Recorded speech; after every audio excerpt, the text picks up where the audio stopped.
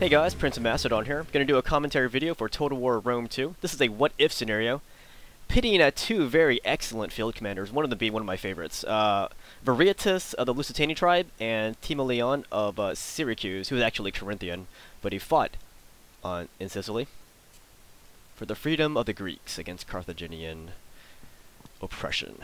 So, both these armies would have been similar in size. Viriathus' army, the size of his army during its heyday would have been about 10,000 strong, and he was using this kind of army to take down multiple Roman armies one at a time, destroying each and every one of them. The army of Syracuse, this one's modeled after Timoleon's army at the Battle of the Croesus River. In that battle, it's there's a very strong argument that he had about 11,000 troops. Some would have said less, others would have said a little bit more, but about 1,000 deserted at least, bringing his 12,000 strong army to about 11,000 strong. Reason why a lot of them deserted at the Battle of the Croesus is because the army of Carthage was about 70,000 strong versus 12,000. So this army shrank in terror. But this guy went on to slaughter this Carthaginian army as they were crossing the Croesus River. Timoleon was one of the greatest ever commanders of the Greeks, and Plutarch gushes over his accolades. Anyways, one of my favorite commanders in history is Viriathus of the Lusitani, one of the greatest guerrilla commanders ever.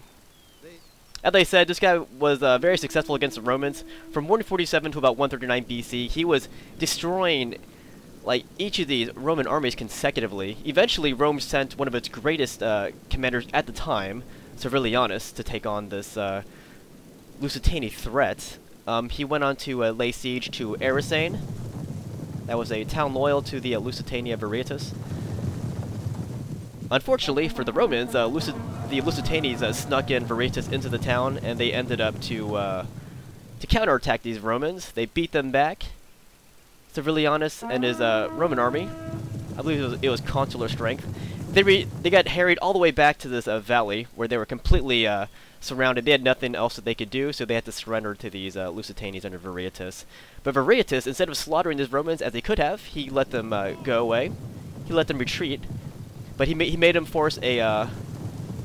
sign an unconditional surrender, where the Romans would recognize the Lusitani as friends of Rome, and they also agreed to evacuate all Romans from Lusitani territory.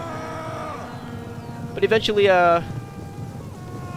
Viriathus' own people, at the behest of Rome, they ended up assassinating their own commander, the most gifted commander in guerrilla history, I would say. Anyways, my opponent sent in his citizen cav this way, and there's one way out there in the forest. I'm trying to take out that one citizen cav unit. My guys threw some crap at them, but they managed to get away. I'm chasing with my Iberian cav right here. My infantry is a little far behind. Those are my guerrilla warriors. So here I am trying to take on these guys. He eventually turns around when he sees he can't outrun my guys. And I was hoping my cav would have got there in time, or my infantry. But you're going to see this grinding battle is going to favor his citizen cav a lot more than my Iberian cav. I didn't know it was going to be that lopsided. As you guys know, I have very little experience in this in Rome 2. I still love it. It's one of my favorite games ever. Actually, it is my favorite game ever. I just don't have much experience in it. But yeah, by the time my cav gets there, my cav bites it. That is my Iberian contingent of cav. But to be an eye for an eye, I'm going to destroy his citizen cav over here too. So at the same time, he is... you can see his troops over here. They're kind of scattered. Here comes this other citizen cav. But if you look at my army, this represents what I think the Lusitani army would have been. Most of it would have been a lot of catrati. Those are like skirmishers, like javelin men, balearic slingers, whatnot. They also had some proper units too. But basically, the Lusitani used hit-and-run tactics to fight the Romans. On some occasions, they formed up as legionnaires, or they would do a stand-up fight, and I give the legionnaires a taste of their medicine. But typically, these guys favored the hit-and-run tactics. Because these Roman armies were pretty big, and they just kept it coming. So hit-and-run tactics ensured that these guys were able to fight to the utmost, maximize, you know, their knowledge of their territory, of their own territory, and minimize their losses at the same time. Anyways, my opponent's bringing up his some mercenary hoplites here. Yeah, this army of Timoleon would have been largely, what do you call it? Mercenary, levied, and whatnot. Anyways, I'm gonna surround these citizen cav over here. I fixed them in place with my guerrilla warriors. I saw his mercenary hoplites coming. I gambled that I can take on his citizen cav before his hoplites can get there. And I also have these guys nearby the guerrilla warriors. And I'm rushing up my main body of troops over here. Okay, they're not rushing, but I have them rush up in a second. He's bringing up his main body too.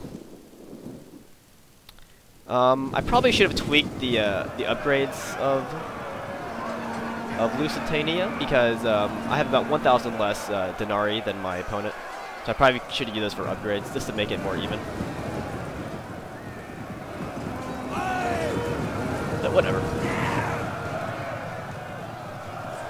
So here's the general bar right now. Yeah, I totally miscalculated. I did take out his cav, but now his mercenary hoplites are stuck into my guerrilla warriors, who aren't gonna last too long in a stand-up fight against mercenary veteran hoplites.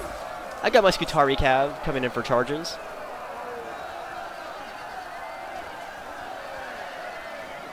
Yeah, I didn't retreat them fast enough. But here's the overhead what's going on here. We're both rushing our troops all the way to where this fight's ensuing. My guys are closer to this fight. His guys are dragging behind. So I eventually pull out my cav, but as they pull back, they are going to break.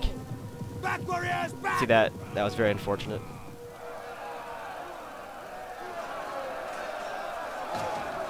So my first unit of guerrilla warriors is still in it, but my other one's breaking.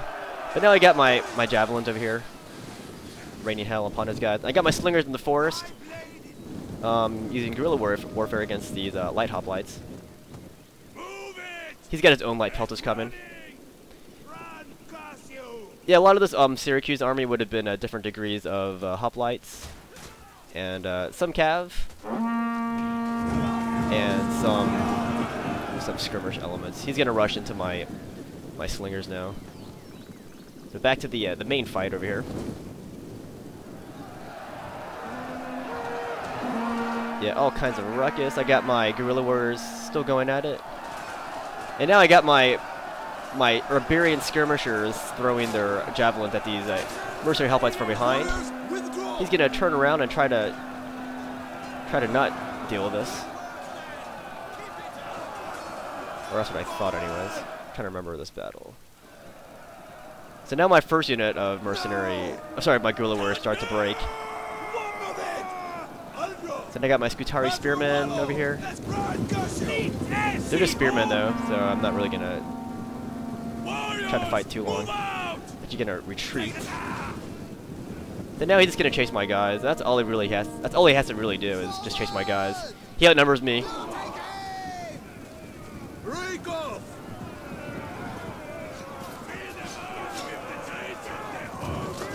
Those light hoplites are in the forest, taking on my slingers. They're not running away, as I told them to do. Darn it!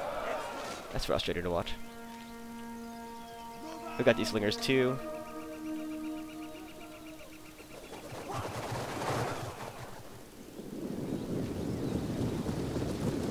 Wasn't a very good volley. So here I'm getting out-peltused by Syracuse. How ironic. So here's the overhead here. It's all scattered. Yeah, I think I greatly miscalculated the first fight. I thought I could take on his cav. And that's where my inexperience played a huge part in my downfall of this battle. We're taking trophies. It's that I don't understand. I mean, I don't have experience to know the you know, what unit wins and what the properties of each unit. So I miscalculated how long my Iberian cav could last until my Scutari cav could get there. If I play this game long enough, I'm gonna Gotta learn it. Problem is, I don't have as much time as I did with Rome 1. That said, it's not gonna stop me from playing this game. I still love it. So yeah, he's gonna keep chasing my guys. But all around, my guys are getting hacked. This is my general unit here. My Lusitani nobles. Taking on his general unit of picked hoplites.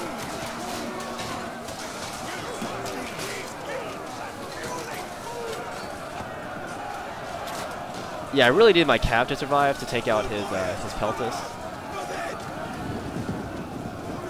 My guys are getting hacked down though. They're at 40 men. These guys are at 39. His skirmishers are playing a huge deciding factor in this battle, so they get destroyed there, or in that specific battle. So now my guys are all gonna break over here. There go my guerrilla warriors. Have their heads in shame. I got this unit over here. They're not gonna last too much longer since my general's dead. And with the loss of so many troops. These mercenary veterans are coming at my guys.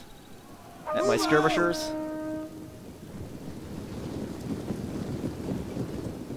So here's the overhead. I've got 3 very scattered units. I told these guys to fight these guys. Like, with their swords, they did not do that. Oh! See that Syracuse dude, or that mercenary dude? He like pile drived my guy. So yeah, now my guys are breaking everywhere. So I did not do justice to one of my heroes, Viriathus. I still love him. I just screwed up using his troops. And yeah, I totally should have put more upgrades into the Lusitani army to make it a little bit more even, at least. But a good game to my opponent. His name was Astral Blaze V, or the 5th. And, yeah, he pretty much defeated me there. I probably should have put upgrades into the Scutari Cav unit, because that would have been Viriathus's, his his cater of loyal horsemen who are very excellent, very veteran-ish. But alas, it's still a good game. And what do you guys think? Who would have won this battle if Viriathus would have taken on the army of Timoleon? And post your thoughts, and I'll see you guys later.